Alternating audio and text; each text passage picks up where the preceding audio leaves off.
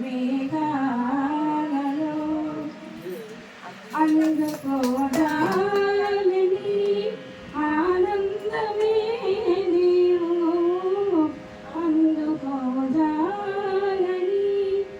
ఆనందమే నీవు ఎందుకో చేరువై దూరమవుతావు మేఘాలలో గాలి కెరటాలలో నీవు పాడే పాట వినిపించునే వేళ నీ మేఘాలలో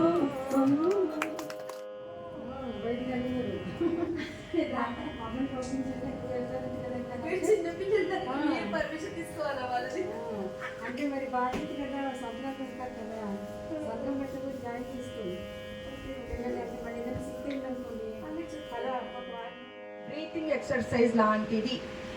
దాన్ని ఎలాగ పాడాలి, ఎలాగ ఉచ్చారణ చేస్తే ఏ రకమైన శ్వాస నియంత్రణ వస్తుంది అనే విధానాన్ని మనం ఇక్కడ అది చేస్తాము. వేద మంత్రాల్లో ఉన్న మూల శక్తిని కూడా మనము గమనిస్తామన్నమాట. ఎందుకు నాసికలు వాడతాము, మనం మామూలుగా మాట్లాడేటప్పుడు ఏం మాట్లాడతాం, పదాలను మాత్రమే మాట్లాడతాం. కానీ మనకి వేద మంత్రాలు ఏం చేస్తున్నాయి, ధ్వనులని అంటే ధ్వనులు. ఇప్పుడు మేకలని ఇప్పుడు మామూలుగా పొలాలలో కానీ ఎక్కడైనా చిన్న చిన్న పల్లెటూళ్ళల్లో మేకలని కాస్తారు. ఆ మేక దా అంటే వస్తుందా, దానికి ఒక భాష ఉంటుంది, దానికి ఒక సౌండ్ ఉంటుంది, రండి అవి అవి అవి అర్థం చేసుకుంటే. అట్లానే మనకి విశ్వం నుంచి కనెక్షన్ కావాలి అంటే మనము ధ్వనులని అక్కడికి పంపించాలి. అయ్యా దేవుడాదా దేవుడాదా అంటే రాడు.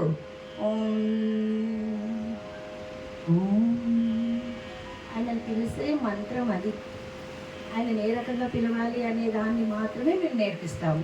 అది ఎంతవరకు నేర్చుకుంటారు అనేది వాళ్ళ వాళ్ళ విఘ్నత. నేర్పించడం మా బాధ్యత, నేర్చుకోవడం మీ విఘ్నత. అది మీకు ఎంతవరకు అయితే ఉంటుంది అది మీరు తర్వాత ఆ శ్వాస నియంత్రణ ఏంటి, శ్వాసని ఏ రకంగా మనం పట్టుకోవాలి, ఏ రకంగా వాడాలి, దాంట్లోనే మీ ఎక్సర్సైజ్ కూడా కంప్లీట్ అయిపోతుంది. దాంట్లోనే మీ భగవద్గీత శ్లోకాలు కంప్లీట్ అయిపోతాయి. ఆ 2 రకాల లాభాలు అయితే మీకు ఉంటాయి.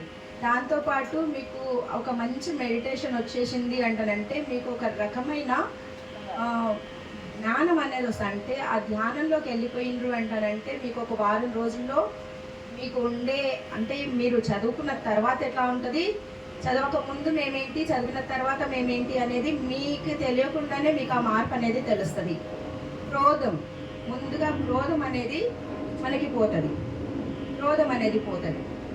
ఆలోచన అనేది అంటే ఏమిటి ఇది, ఎందుకు అనేది మాత్రం మనకు వస్తుంది అనమాట. అంటే ఇది ఇంతగానే చేస్తున్నారు ఎందుకు అంటే నేను కూడా అదే స్థాయి నుంచి వచ్చిన, నాకు అసలు నిల్ నాలెడ్జ్ అనమాట. అసలు గీతా పర్వాల్లో చేరకముందు అసలు నాకు భగవద్గీత అనేదే తెలియదు, అసలు దాంట్లో ఎట్లా పలుకుతారు అనేది కూడా తెలియదు.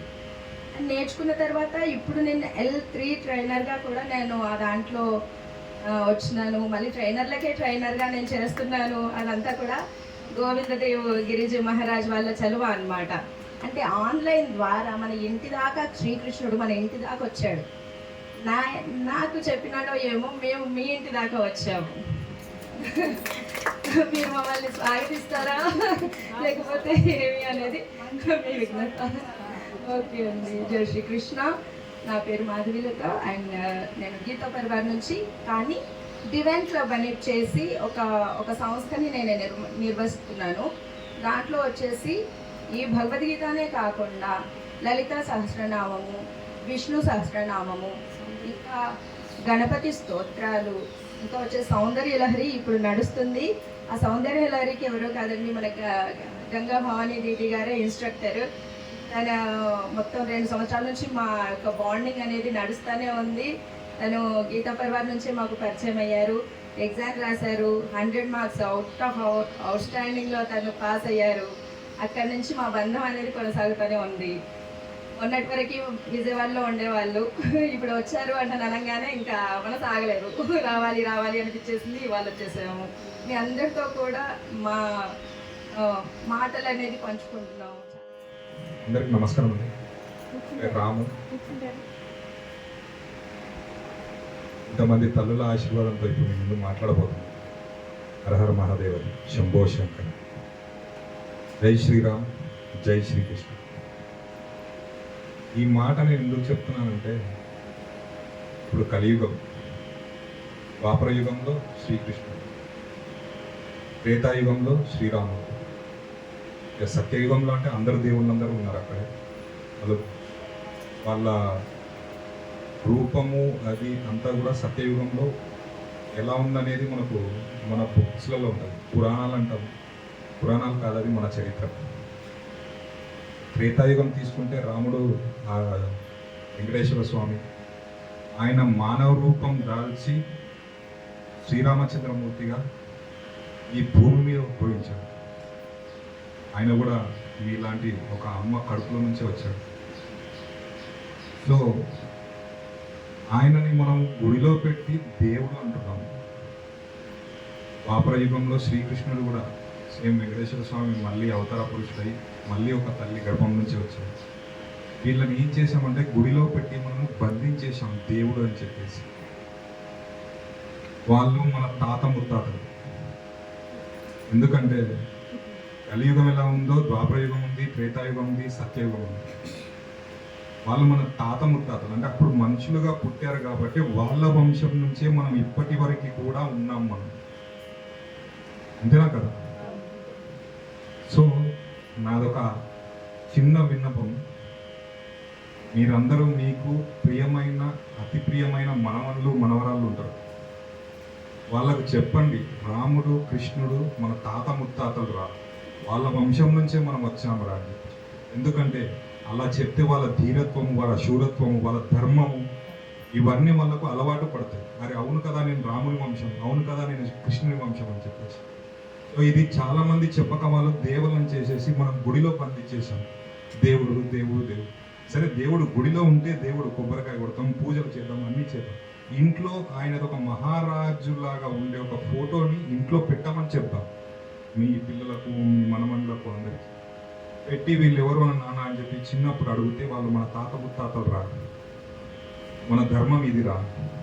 రాముడు ధర్మాత్ముడు, కృష్ణుడు ధర్మం కోసం యుద్ధం చేయించాడు. రాముడు ఏం చేశాడు? ధర్మంతో పాటు యుద్ధం చేశాడు. అంటే రెండిట్లో కొంచెం చేంజ్ ఉంటుంది. రాముడి కోసము ఇంట్లో వాళ్ళు ఒకటి అంటారు కదా, కుమ్మక్కై అతన్ని బయటికి పంపించేస్తారు. కృష్ణుడు ఏం చేశాడంటే ఆ కూటమినంతా నాశనం చేశాడు. ఈ రెండే తేడాలు అక్కడ. అది ధర్మంతోనే చేశారు వాళ్ళు. ఆయనకు ఇంట్లో ఉంది, ఈయనకు బయట ఉంది. సో ఇలాంటివి చాలా విషయాలు పిల్లలకు అర్థమయ్యేటట్టుగా మీరే చెప్పాలి. మీకు తెలుసు సమాజంలో ఎలా ఉంది ఇప్పుడు ఏంటి అని చెప్పేసి. చాలా ఏళ్ళ నుంచి ఎక్కడి నుంచో ఎడారి దేశాల నుంచి వచ్చిన వాళ్ళను మనల్ని పాలించి మనల్ని హత్యలు చేసి ఎన్నెన్నో ఘోరాలు చేసి మన గుళ్ళలన్నిటిని కూడా ధ్వంసం చేసేసి కూలగొట్టేసి బంగారం ఏదన్నా సరే ఎంత ఎత్తుకొని పోయినా ఏం చేసినా 1400 సంవత్సరాలు వాళ్ళు ఏం చేసినా కానీ మనకి ఏం కాదు. మన ధర్మం అలాగే ఉంది. ఇప్పుడు ఏంటంటే మనము ఎవరు అనేది మన పిల్లలకు ఈ విధంగా చెప్పి, అంటే వాడు మొగలు మా తాత ముత్తాత అని చెప్తున్నాడు. సో మనము మన దేవుళ్ళను, మన రాజులను మనం ఎందుకు చెప్పుకోకూడదు, ఎందుకు నేర్పించకూడదు వాళ్ళకి? సో నా విన్నపం ఒకటే, మీ యొక్క పిల్లలు, కొడుకులు కానీ వాళ్ళ పిల్లలు కానీ మనమన్ను మనమరాలు మీకు ఇష్టమైన వాళ్ళు ఉంటారు, వాళ్ళకి చిన్న విషయం చెప్పండి. ఆ చిన్న విషయమో ఎంతో పెద్దగా ఉంటుంది. ఇంకొకటి భగవద్గీత కూడా నేర్చుకోమని చెప్పండి. దాంట్లో ధర్మము, మనిషి జీవితానికి సంబంధించిన ప్రతి విషయం అందులోనే ఉంటుంది. వాళ్ళకు బాధ కలుగుతుందా, భగవద్గీత చదవండి, బాధ తీరుతుంది. వాళ్ళకి సంతోషం కలుగుతుందా, భగవద్గీత చదవండి, ఒక స్నేహితుడితో సంతోషం పంచుకున్నట్టు ఉంటుంది.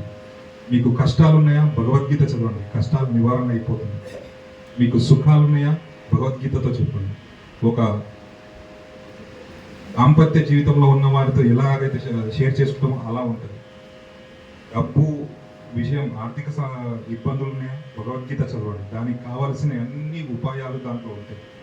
సో ఈ భగవద్గీత చదవమని చెప్తే వాళ్ళ జీవితానికి సంబంధించిన ఒక పుస్తకం ఏదైతే ఉంది అంటే అది భగవద్గీత ఒక్కటి మాత్రమే, మిగతా ఏదీ లేదు. ఎలా నడుచుకోవాలి, ఎలా పాటించాలి, ఏ మంత్రం చదవాలి, ఏ మంత్రం చదివినప్పుడు మనం మెడిటేషన్ చేయాలి, ఎలా చేయాలి, ప్రతి ఒక్కటి కూడా భగవద్గీతలో ఉంటుంది. నువ్వు పని చేస్తున్నావు అంటే ఆ పని ఏంటిది, నువ్వు కర్మ చేస్తున్నావు అంటే కర్మ ఏంటి, ఇలాంటివి ప్రతి విషయము తన జీవితానికి సంబంధించిన విషయం కాబట్టి ఆ బుక్కును చదువుమని చెప్పండి, నేర్పించండి, నేర్చుకోమని చెప్పండి, మీరు 10 మందికి చెప్పండి. ఒకవేళ మీరు కూడా నేర్చుకుంటామంటే మేము కూడా వచ్చేసి వారానికో 15 రోజులకు ఒకసారి వచ్చేసి ఒక అధ్యాయము లేదా అధ్యాయంలో ఒక 10 శ్లోకాలు, మాది డివైన్ క్లబ్ అని చెప్పేసి మాధవి గారు, మేము ఇద్దరం చిన్నప్పుడు స్కూల్ క్లాస్మేట్స్ అండి, ఆమె చాలా మందికి నేర్పిస్తూ ఉంటారు. సో మేము వచ్చేసి మీరు ఓకే అంటేనే మేము వచ్చేసి ఇక్కడ మీకు ఒక హాఫ్ అన్ అవర్ కానీ మేము ఇక్కడ భగవద్గీత శ్లోకాలు మేము పాడుతూ ఉంటాము. మీరు పాడితే కూడా ఓకే, లేదు మీరు నేర్చుకుంటారంటే కూడా ఓకే.